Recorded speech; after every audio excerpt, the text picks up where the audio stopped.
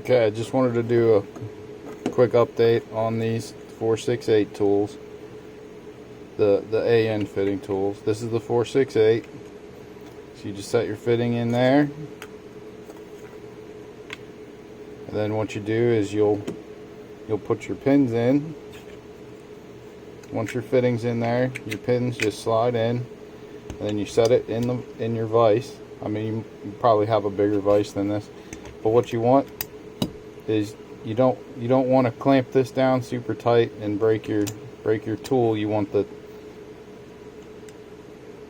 pins to rest on the top of the vise, and then you can clamp your vise down just so that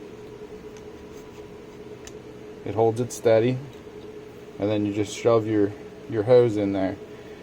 But I mainly wanted to just show the new version of the tools. They're all marked. They all have the holes. The kit will come with the pins. And that's all there is to it.